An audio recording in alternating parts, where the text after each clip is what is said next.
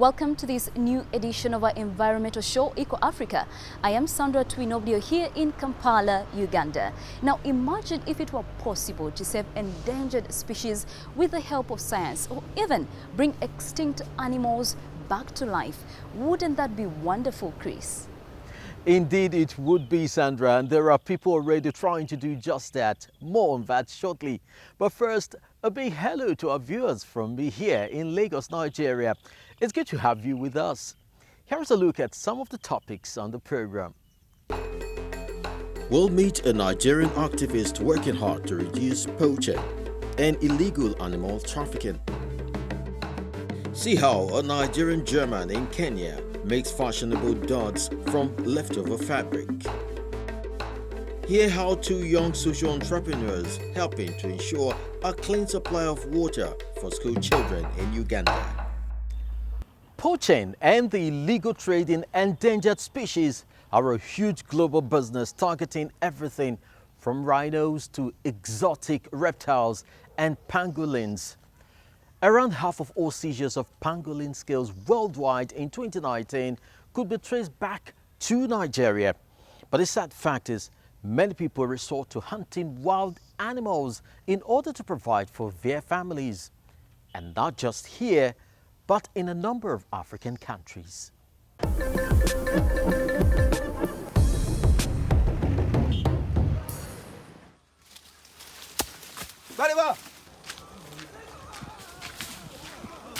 With cane rat captured, the hunters walk off with the plunder. These young men regularly go out hunting with their dogs. They sell what they catch at the local market and use the money to support their families. It's nothing unusual here in Nigeria. Young people know that the restrictions on hunting are rarely enforced, but Mark Ofwa wants to reduce the loss of wildlife. The vet has been coming to this rural area for the past 5 years. He and the men here have an arrangement founded on mutual trust. I treat their animals for them free of charge, and in return, because I try not to exchange money as much as possible, in return, when they catch an animal, for example, and the animal has babies, that of course they can't eat those babies, it's useless for them. Usually they'll leave these babies to die, but this time around they get them and they call me. Today, they have a young pangolin for the vet. It's a valuable find that will get them good money on the black market, but they've decided to give it to Mark Ofwa instead. We give Mark the animals because he always helps us. If it weren't for him, we would have lost most of our dogs by now because of the kind of work our dogs do. Sometimes they'll be running, and one will hit his chest on a tree or fall into a trap that we set for the animals, and that can injure them. Once we tell Mark, he takes care of the dog until it recovers. After the 4-hour round trip, the vet heads to his surgery on the edge of Lagos. He first examines the young animal. In China, pangolin scales are thought to have healing properties, and their meat is prized as delicacy. Nigeria plays a key role in illegal trafficking with this mammal in Africa. The small patient doesn't appear to be injured, but it will stay in Ofwa's care until it regains its strength. It will need special milk to get through the next few months. The vet finances everything with his own money. The snake recently underwent an operation. Mark Ofwa has no fear of the reptiles, which has earned him the nickname the Snake Man of Lagos. He's one of the few conservationists in Nigeria openly fighting against the trade in wild animals. It often feels like a losing battle. I know I cannot relent. I know I can't rest on my oars. I know I have to shout more. I know I have to do more. I know I have to press more. I know I have to save more animals. The local markets on the outskirts of Lagos offer a huge range of exotic animals. Mark Ofwa says officials hardly ever check on what is being sold. He tries to explain to the traders the impact that their illegal sales have on local wildlife. Bushmeat sells well here. A pangolin like this is worth $20. There are monkeys large lizards, and small crocodiles and tortoises. They're sold both dead and alive. The traders remain undeterred. I have been able to convince them that when they get these babies, they should not kill them, they should not throw them away, they should call me and I'll come and take it off them. But it's not just the trade in bushmeat and illegal trafficking that's impacting biodiversity. Desmond Machakodumi is one of the best-known environmental activists in Nigeria. He says 95% of the country's forest has disappeared, and with it, a huge ecosystem that is now lost forever. The scientists are very, very clear about it. We've entered one of the fastest extinction rates ever known to this planet, definitely ever known to mankind. And we're unraveling the very web of life, because each of these creatures, each of these animals, they have a role to play. That's why Mark Ofua believes every animal counts. When those in his care have recovered, he releases them into a wildlife park or somewhere deep in the jungle. For Mark Ofua, the sight of an animal back in its natural habitat is the greatest reward possible.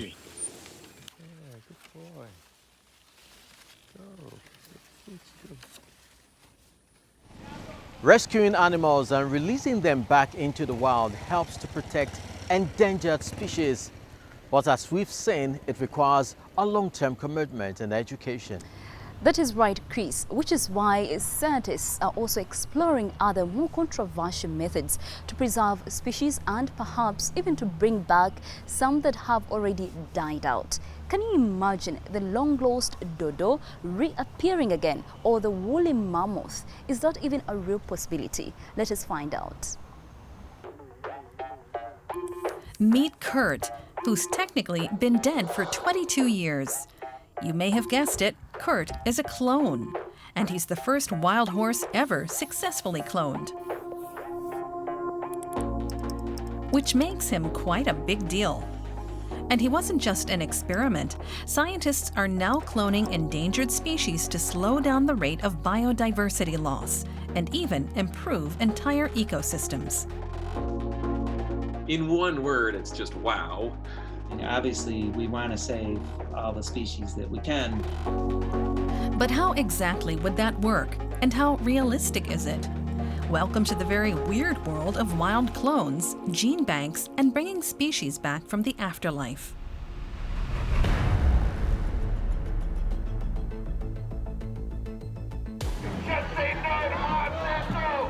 Cloning has been controversial around the world, with legitimate concerns about us playing God or creating endless copies of species that wipe out biodiversity.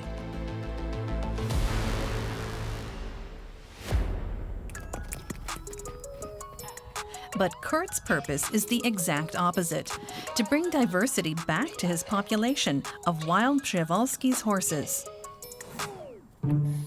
So how is a clone, which is an exact genetic copy of another animal, supposed to bring back biodiversity? All 2,000 Przewalski's horses alive today have descended from only 12 wild ancestors. To clone Kurt, researchers used a unique gene that was frozen years ago that would have otherwise been lost from the pool. But they used a domestic horse as a surrogate mother. Kurt is not the first endangered species to be cloned. There's even been a clone of an extinct species, but with limited success.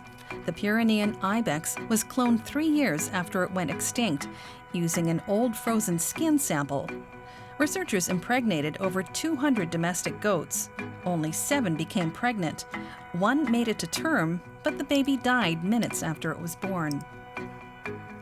Less than 1% of wild clones ever survive, and the lack of research and access to wild animals makes the entire process especially difficult. With Kurt looking healthy, scientists hope he will be the first clone to directly increase the genetic diversity of a population in the wild. No longer reacting to crisis, but we're getting out and being preventative. That's Ben Novak, one of the scientists who cloned Kurt and has been pushing the idea of cloning for conservation.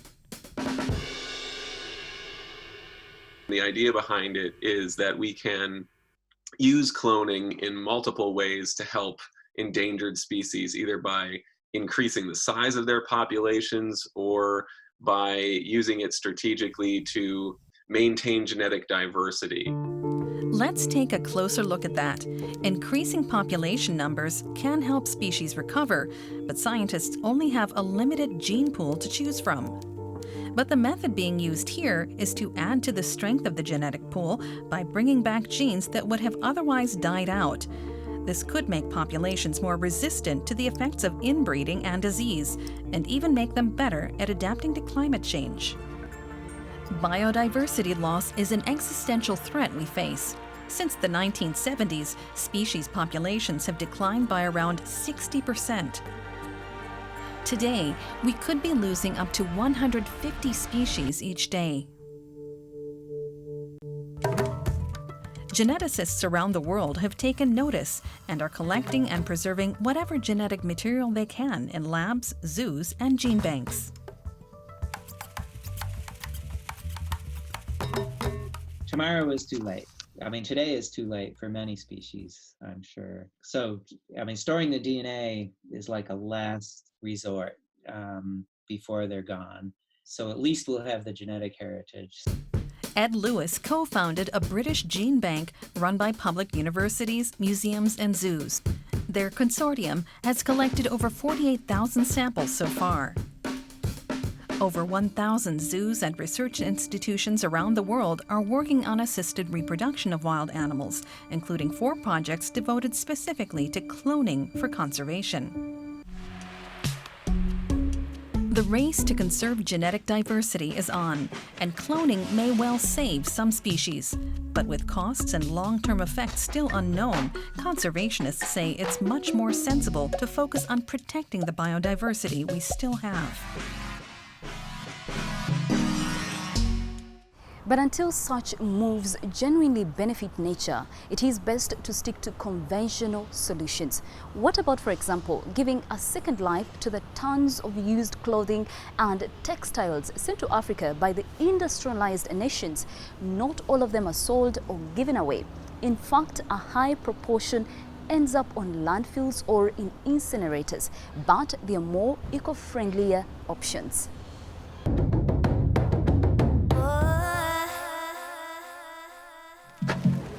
Rows and rows of printed fabric. When textile companies in Europe drop designs from their product lines, the material is discarded, burned, or exported to Africa, where it ends up in places like this open market in Nanyuki in northern Kenya. For fashion innovator Sydney Emeka, it's a gold mine. His passion is to give new purpose to the rejected curtain fabric. Emeka takes the cloth he buys to a local tailoring studio. There, his fashion designs are made into sustainable clothing for environmentally aware clients. People who are asking questions, people who want to wear something that has a story behind it, and people who know already a little bit more about the fashion industry, about the textile waste. Emeka's creations don't come cheap. A suit costs nearly 400 euros, a jacket half that, prices that only tourists in Kenya can afford, or Western customers that visit his online shop. But for ecologically minded, discerning shoppers, Emeka's fabric upcycling idea is both smart and sustainable. And how about you? If you're also doing your bit, tell us about it. Visit our website or send us a tweet. #DoingYourBit. We share your stories. They say you are what you wear, and that includes what you put on your feet. Most of the 20 billion shoes produced every year are made of leather or synthetic materials, which will have a sizable environmental footprint. Leather production involves the killing of an estimated 1 billion animals, and synthetic materials tend to have a very low recycling rate, making them long-term pollutants. But there are also shoes being made from natural and sustainable resources, such as plants and wool, and even harder materials. These shoes are made with stone, with flexible slate used here for parts typically made from leather. They belong to the sustainable luxury brand Nat2 from Munich. Sebastian Thies is the footwear brand's founder. His family has been in the shoe industry for 6 generations, but even for him, working with stone was new. It's hundreds of millions of years old, all natural, and each pair is unique. Technically speaking, it isn't superior to leather because some of the shoes are a bit less robust. So you shouldn't wear them in Siberia at minus 40 degrees Celsius, but they're perfect for normal day-to-day purposes. The process of making stone flexible enough for shoemaking starts with huge blocks of marble or slate. Using a special technique, very thin slabs are sawn off, which are then glued onto a flexible material. The method was invented by Berlin-based company Roxlin, who Sebastian Thies works with. The stone becomes flexible if you make it very, very thin. We're talking less than 1 millimeter thick, and then combine it with something stabilizing. That can be fiberglass or cotton fleece. Either will stabilize the slice of stone and hold together the stone particles even when the slab gets bent. The stone is then exposed to heat and cold alternately to make it even more flexible. But that process is a trademark secret. By the end, it can even be stitched. Next to shoes, there are also stone belts, sunglasses, and bags. But there are limits to the usability. When it comes to stone t-shirts, jackets, and such, it gets complicated. We've experimented with those kinds of items, but other materials offer different breathability and range of motion. It's also going to stay expensive and labor-intense, so it will probably stay more niche than mass market. Sebastian Thies had been looking for a niche. Again and again he had tested using unusual materials for shoes, like leather made from tinder fungus, a tree parasite, and straw from Bavaria and Austria. But also coffee, milk, wood, and fish skin have all been tested as potential sneaker materials. My father developed the first pair of compostable shoes back in the 90s, so natural materials have always been a big topic for us. Nowadays, so much more is changing because people are more aware, and that, of course, leads to more innovation in this area. Natural rubber soles, vegetable tanned leather, cork insoles. Even less prominent parts of Thies' shoes are mostly natural. Sustainability is a must for us, and not just the way the media is propagating that term now. The bottom line for us is that if it isn't sustainable, you can't call it a quality or luxury product. It seems Sebastian Thies will keep walking the innovative line in his shoes made with stone. 10 years ago, the United Nations declared that access to clean water and sanitation is a fundamental human right. But in many parts of the world, getting safe drinking water still is not simply a matter of turning on the tap. According to the UN, over 2 billion people are still lacking those basic facilities. That's a truly shocking figure, Chris, and in all too many cases, the water people do have access to is contaminated.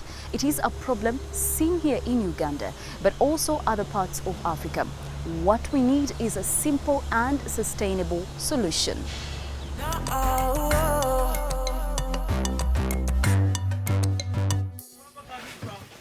This is the Naki Valley refugee settlement in western Uganda. 130,000 people live here. 6 years ago, Dina Nabintu fled the Democratic Republic of Congo after rebels killed her husband. In Naki Valley, the lake is the source of water, also for drinking, for livestock as well. But the water is full of germs. Every year, 20,000 children under the age of 5 die in Uganda of diarrheal disease. One major reason is that they have no choice but to drink dirty water. Heat kills germs, so Dina Nabintu boils the water she fetches from the lake. She has 5 children.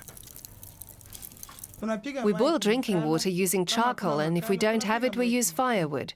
Otherwise, we would be drinking very dirty water. That comes at a cost to the environment. To make charcoal, trees are cut down. Forest also had to be cleared to make space for the settlement. But there's another way to provide safe, clean drinking water. Sauda Birungi and Henry Othieno run Tusa Fisha, a social enterprise that makes automated, low-cost filters. This setup cost $1,200. The money was donated by somebody in the United States. It supplies enough water for about 900 people out of 130,000 in the settlement. But it's still a start. The water that passes through our filter is the water from the lake. You can see this is the original water from the lake. And then after it passes through the filter, this is the result that we get. Sauda Birungi lost a brother to cholera. He drank contaminated water. Access to clean water is a human right. Tusa Fisha aims to deliver what the state fails to provide. It also developed a small water filter for home use. It uses granite to purify the water. We have 2 buckets. The top bucket contains the granite, and then the lower bucket is a reservoir for the safe water. So they pour water on the top bucket, and then the whole filtration happens in the granite.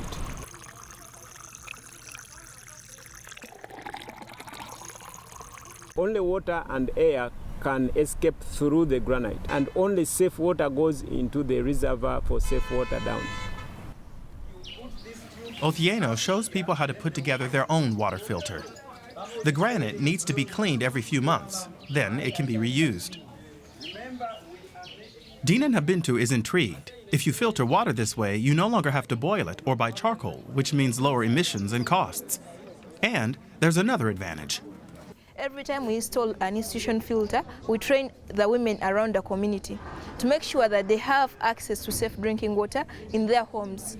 They can also go and train other people or also make these water filters, then sell them to earn an extra income for themselves. Sauda Birungi and Henry Othieno installed the first large filtering system using granite in central Uganda, in a school near the capital, Kampala. Several hundred pupils now have access to clean water and fall sick less often. This water is safe, doesn't have anything, so it has helped me a lot because I'm no longer suffering with typhoid. One day even I was suffering with typhoid and I was like, I don't even go to school.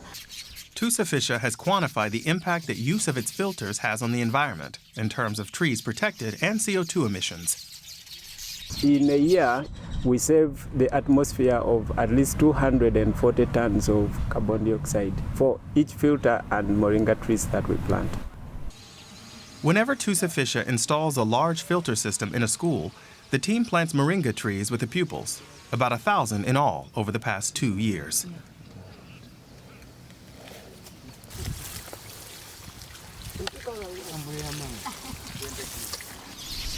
Moringas absorb carbon dioxide at an amazingly high rate, 20 times the rate of general vegetation. But Tusa Fisha aims to do more than just replace trees that have been felled. We need to begin writing these ideas of protecting the environment into the minds of the people while they are still young. The tradition in Uganda and many African countries is that you cut trees to purify water. We want to change that tradition totally. At Nakivale, Dina Nabintu has since acquired and started using a water filter. She put it together herself. The water from the filter is clean and usable. I'm very surprised that this is the same water which was originally dirty after cows and people had contaminated it. Thanks to the Tusa Fisha filter, she and her family stand a better chance of staying healthy with less effort and at lower cost. However dirty the water in the lake continues to be. What a great idea. hopefully it will inspire others across Africa to launch similar initiatives for the sake of people and the environment. Do not forget to tune in again next week for another exciting edition of Eco Africa. It is a goodbye from me, Sandra Twinobrio, here in Kampala, Uganda. Bye, Sandra. In the meantime, you can stay in touch with us on social media, Instagram, Twitter and Facebook. Stay safe, be mindful of others, and see you soon. I'm Chris Elems, signing off from Lagos, Nigeria.